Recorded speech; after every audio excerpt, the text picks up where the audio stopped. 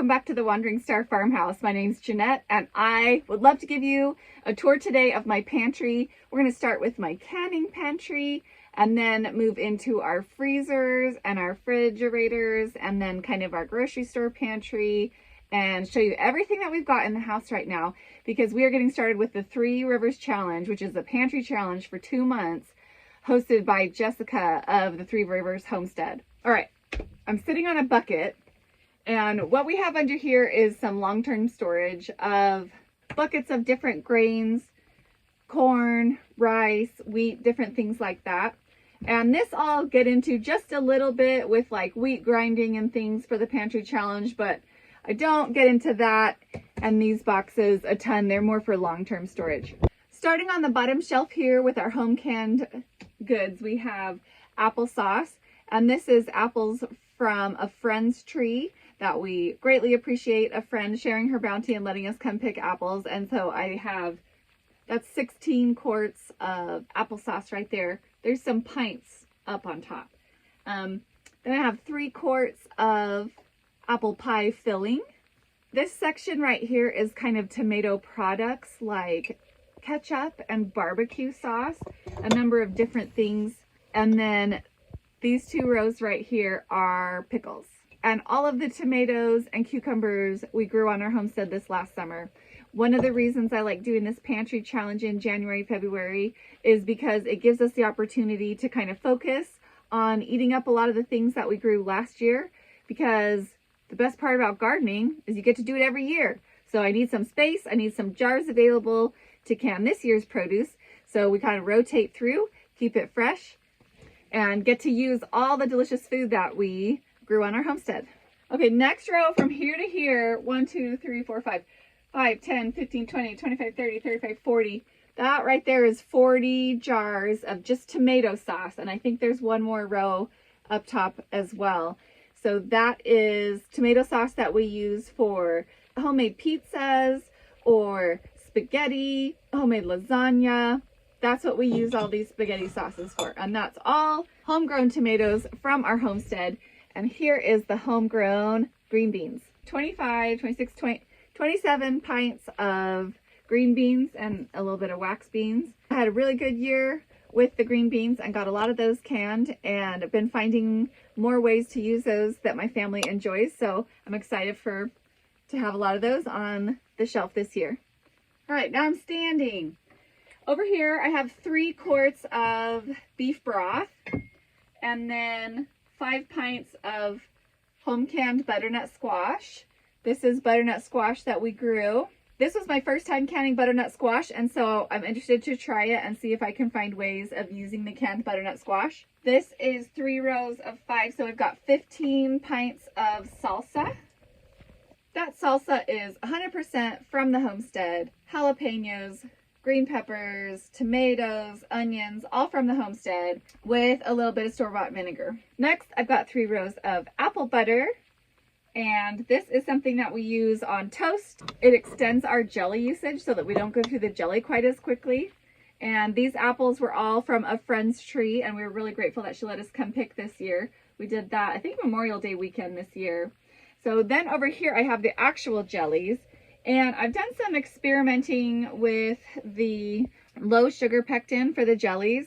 And truth be told, it's not my favorite. So here's the difference between the low sugar, high sugar. That peach is much more pretty. But the real reason why it's not my favorite is that sugar is a preservative. And so the low sugar jams will spoil more quickly. And so we've had jams that have kind of fermented a little bit and gone moldy much more quickly than jams ordinarily would. And that may not be a problem for you if you don't have kids like mine who things get left out for hours at a time. It may not end up being a problem for you, but it is definitely something that we have noticed. So the peaches we bought, I have 1 jar left of corn cob jelly from last year, and that was from homegrown corn cobs. We have a little bit of mulberry left, which is from the mulberry trees that are here on our property. A little bit of crabapple, that is from the crabapple trees on our property. And then I have some strawberry and blackberry jam, just from strawberries and blackberries that I got. Last thing, we've got a little bit of honey in the back of there. Honey and honeycomb that we need to use up. So let's see, jam, we have 15 pints basically of jelly. But like I said, that's why we kind of like the apple butter, because the apple butter, I don't put hardly any sugar in my apple butter, but it's really tasty. It's got all the spices and stuff. It's so tasty. And next, over my head, we have peaches. And like I said, these are store-bought peaches. And here's the one more row of applesauce and one more row of tomato sauce. And then this row has our cowboy candy that we made. I'm going to have to get really creative with using these because they're so spicy. Super spicy. Then I've got quarts of pickles up here. 2, 4, 6, 7 quarts of pickles up here. And then chili base, which is kind of like everything for the chili except like beans and meat. And then here I have 3 jars just of baked beans. Just storage of my half-gallon jars up here. And then some homemade vanilla that is just still sitting there. Up on the top, there's just empty boxes. These jars are all full of food that we've eaten already. We haven't necessarily been focused on eating through that. So next I'm going to go show you some more of the food that we've got around the house we're going to be eating from for our pantry challenge. We also have some homegrown food that is still just kicking it. And along the way, I'll be telling you some of our own personal rules for the pantry challenge too. The way that it's set up is you kind of just make your own goals for the challenge. Like I said, our goal is to eat through a lot of this food, to rotate it, and to make space for the next year's harvest. My long-term plan is to actually have more of a 2-year supply on the shelves because I have enough experience as a gardener to know that things don't always go like you plan. So my long-term goal would be to be eating food that I stored 2 summers prior instead of just the 1 summer. Like our first summer here, we had a really awesome corn year. And we haven't had an awesome corn year since then, the last 2 years.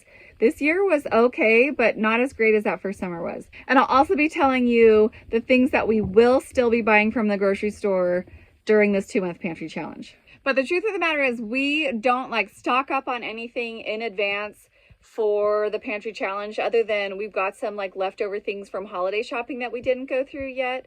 So if anything, the cupboards are actually looking a little bit bare right now compared to sometimes.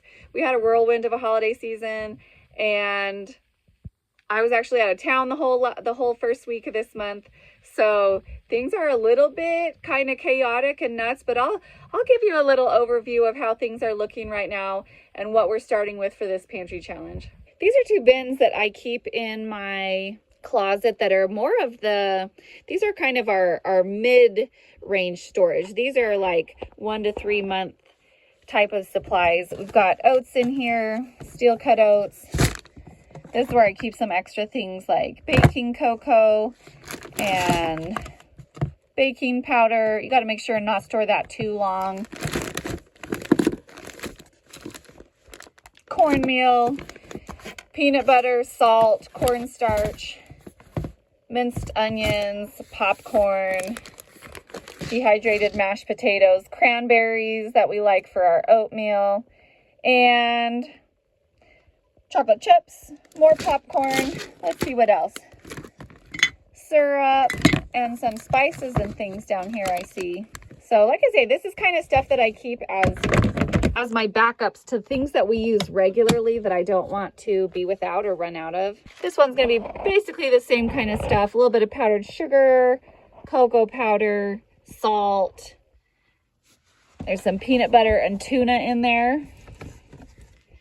Peanut butter, tuna. That's good because I actually noticed that there's not any tuna in the main pantry inside the house, inside the kitchen. So more raisins for oatmeal and things. It's that season. What else? Molasses. So these are kind of all our regular staples. Another salt. You never want to be without salt when you're storing things like beans and other grains and things. You need salt. And just basic bread is flour, salt, and water. So those two containers are more closely associated with the kitchen pantry than the canning pantry, but they're just here in my closet also because, like I said, you know, I've got clothes, but I like food security better.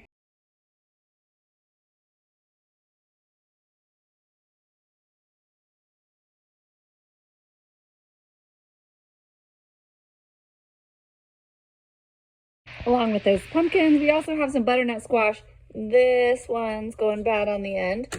It's been, you know, it's been 3 months since we harvested these already, but most of them are holding up just nicely.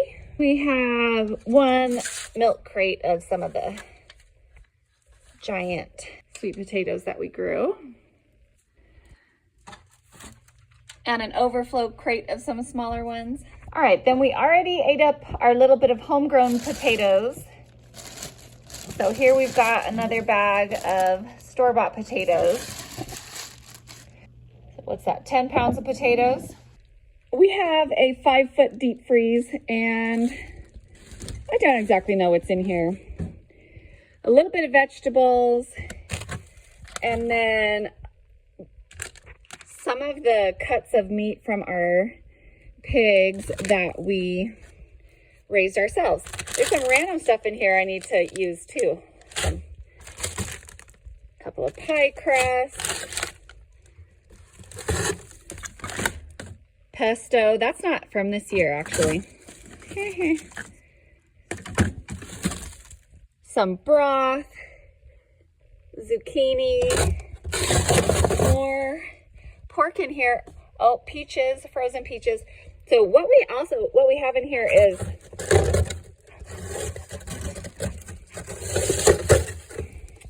we do have in here 2 hams. This is our overflow overflow fridge in the garage. I have a little bit of this is actually cracked wheat, and some pumpkin from the pumpkin I've processed already. Some broth, some lard, a little bit of vegetables, butter. That is colostrum milk from the cow. Some peas, some pickles back in there, sauerkraut. Here's my sourdough. I need to pull this out and get the sourdough started.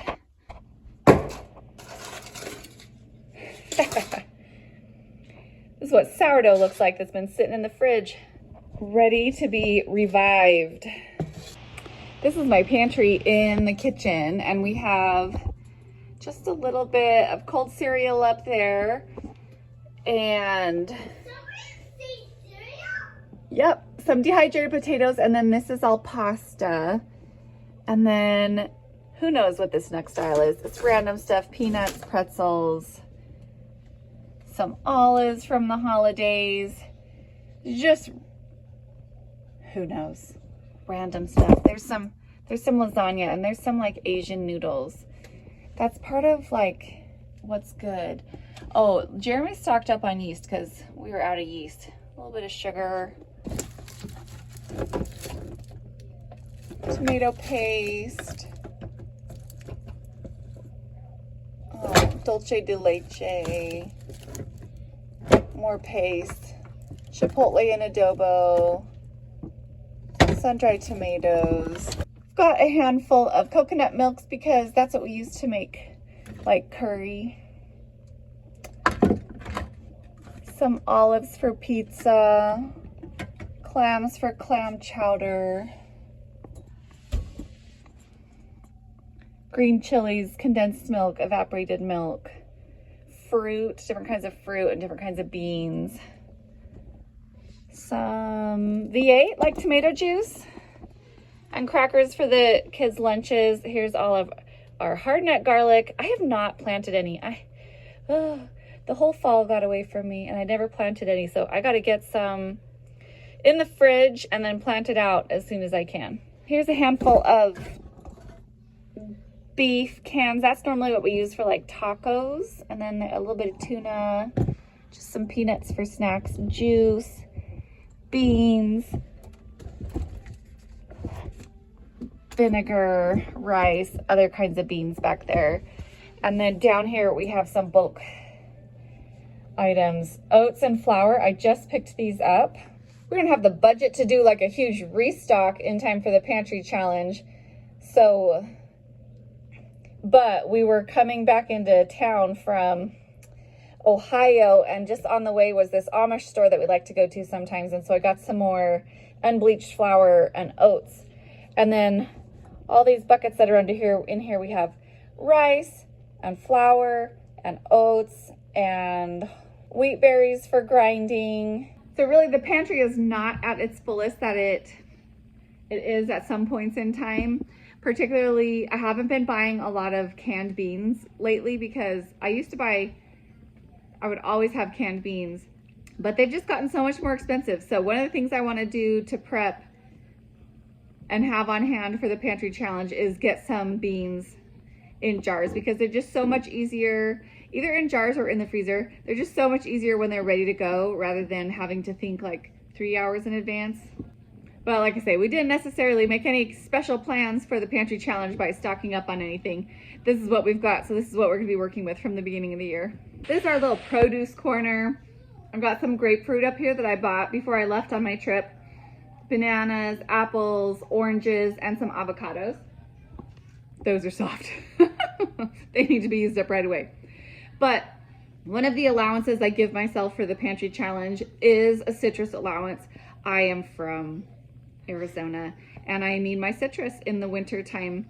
So I was in Arizona for my trip. My parents' neighborhood is just full of citrus trees, and I went out with my dad and I picked some lemons, and we also picked some, he also grabbed some grapefruit for me. So I did pack along some grapefruit home. So we're pretty good on grapefruit and lemons, but I'm definitely gonna need more oranges to make it through the pantry challenge.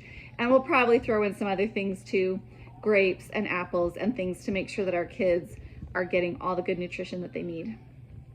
Okay, in the fridge we have some buttermilk and some cream, whipping cream left over from the holidays. A little bit of pepperoni back there for pizzas. Yogurt, eggs. We will be buying some eggs from the store, but our chickens they should start laying again, probably in about a month or so. Okay, then we got some salsa, more eggs, yogurt, ricotta cheese, some hummus, and some more hummus, because apparently we did lots of hummus for Christmas. Little bit of lunch meat, grapes, string cheese, celery, carrots, more pepperoni. So in the fridge, I think we'll be good with butter, but we probably will end up buying more cheese since we don't have an animal in dairy right now. Our goat is actually at our friend's house trying to get pregnant, so hopefully that'll happen and we'll be back in dairy this summer. So we will also be buying milk for the kids to drink. Me too, I drink milk. And oh, carrots. Carrots is definitely something we'll be buying. Our first year here, we had such a great carrot year, and we haven't had a great carrot year since. So that is pretty much it. The crazy disorganized state of the house and the pantries right now, but that's what's in the house. So we do have 2 turkeys that are out in the yard right now that are scheduled. They are scheduled to go sometime during this pantry challenge. So we'll get those probably put into the freezer, maybe go ahead and prepare one of them sometime during this pantry challenge.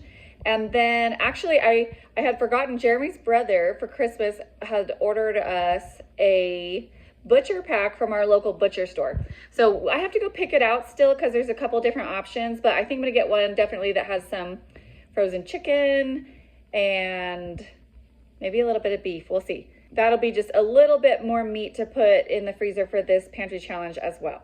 I am really stoked about the challenge. I hope that you will hit subscribe and follow along for all the pantry challenge adventures.